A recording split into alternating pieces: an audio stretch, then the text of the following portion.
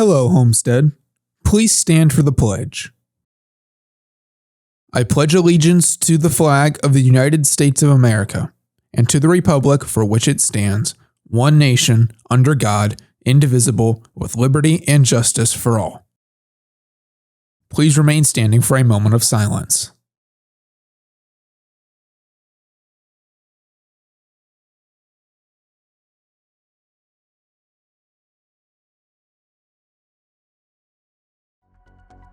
From Homestead Media, this is HHS In-Depth.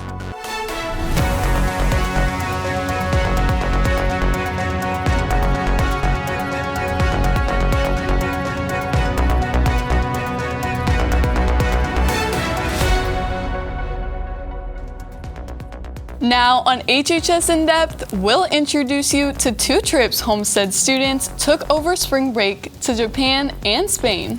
Plus, find out more about the coloring corner inside the Homestead Library. And we'll preview next week's Junior Achievement Career Ignite event that all Homestead juniors and seniors will attend.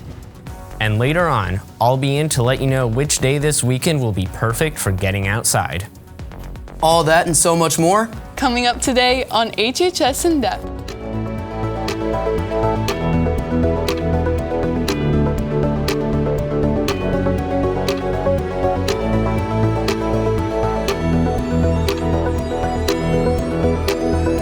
Hello, Homestead. It's Friday, April 10th, and thank you for joining us today on HHS In-Depth. I'm Taylor Diamond. And I'm Carter Jagger. And Taylor, I don't know about you, but I spent spring break relaxing and stayed in town. What about you? Cool. I went all over the East Coast. While many Homestead High School students spent spring break relaxing in Florida or staying close to home, others took their learning across the globe. Two groups of Homestead students traveled internationally, one exploring the vibrant cities and cultures of Japan, and another heading to Europe for an unforgettable experience in Spain. And we'll start with the group who visited Spain, where Homestead teachers and students spent the week immersed in the language and culture. From visiting historic landmarks to practicing real-world Spanish conversations, the trip offered far more than just sightseeing. For many students, it was a once-in-a-lifetime opportunity and a meaningful return to international travel, marking the first Homestead language trip to Europe since 2020. I think if you're somewhat interested in going and experiencing the culture and languages of other countries, go on this. It's so immersive, and it definitely helps kind of put everything in perspective of like what you've been learning at Homestead. Foreign language teachers say they hope to keep the tradition going, with plans already in motion for a future trip to France during spring break 2027. Spain wasn't the only destination students traveled to over spring break. Homestead's travel club headed to Japan, where they even met up with another group of students from a New York high school to experience the country's famous cherry blossoms in full bloom. Throughout the trip, students explored temples, shrines, shopping districts, and local cuisine while learning more about the Japanese culture. We stayed in Tokyo for 3 days, and we went to a lot of the shopping streets and districts like Akihabara, Harajuku, and we went to Shibuya. We stayed in Kyoto for our last 3 days of the trip. It was all mainly temples and shrines. We had many chances to interact with the people from the shrine and interact with the culture. If you want to join in on the fun future travel club trips, we'll explore the art, history, and incredible food of Italy, while ziplining through the jungle and relaxing on the beach in Belize, and an unforgettable wildlife and natural wonders of the Galapagos Islands over the next 2 summers. So if you love adventure, culture, and stories you'll be telling for years, these trips might just have your name on them. And now we go beyond Homestead. In space news from the week, the Artemis II crew is headed back to Earth after a historic journey around the far side of the moon. The first time humans have traveled beyond Earth's orbit since 1972. The 4 astronauts reached more than 250,000 miles from Earth, farther than any crew before, and briefly lost contact with mission control for nearly 40 minutes while passing behind the moon. During the mission, they witnessed Earthrise, explored parts of the lunar far side never seen by humans, and even experienced a total solar eclipse from their spacecraft. The crew is expected to splash down in the Pacific Ocean near San Diego later tonight. In other news, the Michigan Wolverines ended a decades-long championship drought with a 69-63 win over the Yukon Huskies in Monday night's men's college basketball title game. It marks Michigan's first national championship since 1989 and just the second in program history, while also snapping the Big Ten's 26-year title drought. Junior guard Elliot Cadeau led the way with 19 points. UConn fell just short in its bid for a third championship in 4 seasons. Stick around, more HHS In-Depth is coming up next.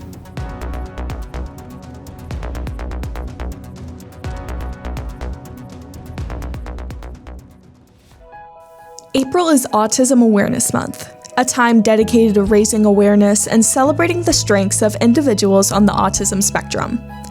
It is an opportunity to encourage acceptance and support for people in our schools and communities. 1 in 36 children are identified with autism, and Autism Awareness Month was first introduced by President Ronald Reagan in 1988 and continues to remind people of the importance of kindness, respect, and inclusion for everyone. Let's use this month as a reminder to be more understanding and inclusive.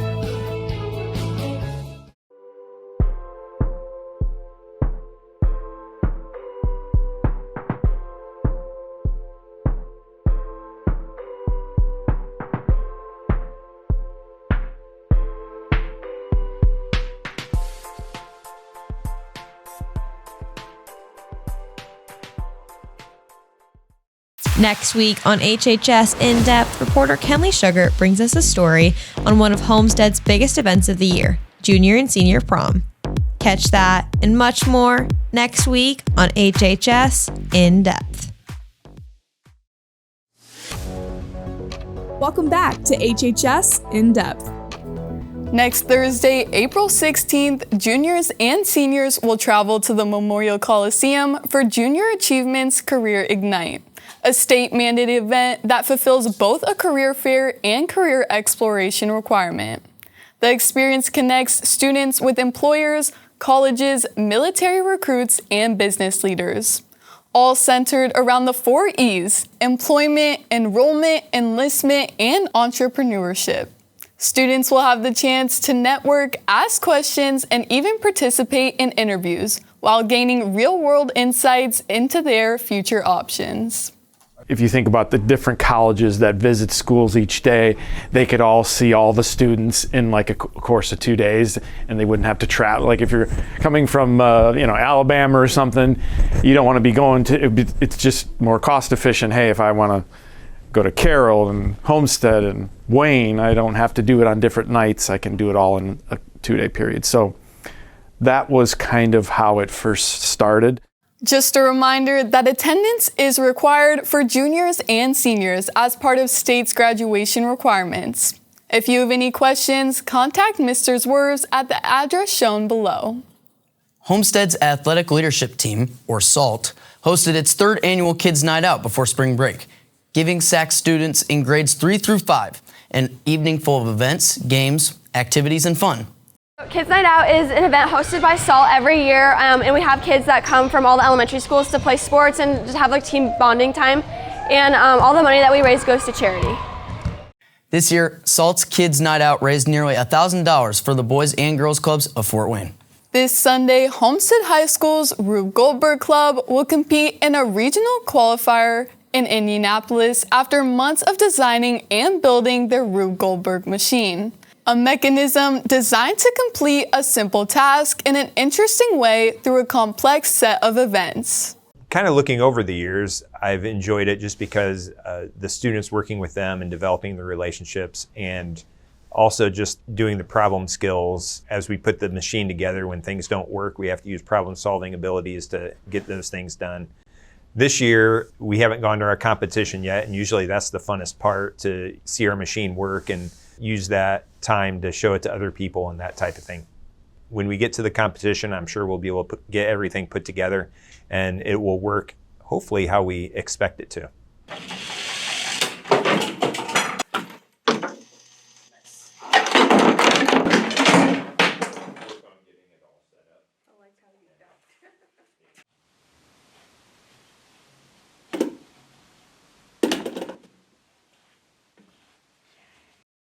The competition takes place at Indianapolis Motor Speedway Museum, with the event starting around 11 a.m. Admission and parking are available on site, and all teams who compete will have the opportunity to advance to the World Championship.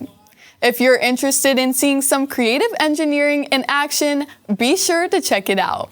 While the library is known as a place to study or eat lunch with friends, a new creative feature has been added: a coloring station. This area includes a variety of pages, crayons you can borrow, and a booklet from the Allen County Public Library, featuring artwork by Fort Wayne artists. The front desk also offers blank bookmarks for you to color and design. Mrs. Baker came up with the idea, believing a quick brain break can benefit students, especially after long periods of studying. So, if you're looking for a fun activity or a much-needed break, stop by the library and pick up a coloring page. Cap and gown orders will be distributed during all lunches on Wednesday, April 22nd and Thursday, April 23rd. Representatives from Jostens will be located in door 1 hallway outside the cafeteria from 11:12 a.m. to 12:42 p.m. And students should plan to pick up their orders during that time. If you are a senior and not on campus during lunch, check in at door 1 and proceed to the cafeteria to pick up your order. Early graduates should check in at door 33 off Homestead Road before heading inside. If you are unable to pick up your order on these dates, please arrange for a family member to do so. Taylor, baseball season just kicked off, and I feel like the weather's been a little cold. I know, it's so unfortunate for all the baseball teams. Luckily, we have weather reporter Casey Kramer here to tell us what we can expect this weekend weather-wise. Well, over the next couple days, those temps might start looking up again. But unfortunately, this weekend is looking to start off gray and dreary. Today, having a comfortable high of 60 degrees, accompanied by rain showers early and cloudy skies later today. Tonight, it will cool down even more to a chilly 39 degrees. Tomorrow will be overcast with a bit more sunlight than today, along with a high of 59 degrees. And as the sun sets, the temperature will drop to 47 degrees. And at the end of the week, Sunday will bring more clouds, but we'll also have a warm high of 80 degrees, which may make it a good day to take a short walk amidst the rainy and chilly days in recent weeks. Finally, Sunday night will cool down to a nice 66 degrees. Be sure to enjoy this warm weekend as the weather continues to take its unpredictable turns this spring. Casey Kramer, HHS In-Depth. Thank you, Casey, for filling us in on this weekend's forecast. And thank you all for watching our show today. Make sure to follow our socials to keep up with the latest news from Homestead Media. We look forward to seeing you again next week for another episode of HHS In-Depth. Enjoy your weekend, Homestead.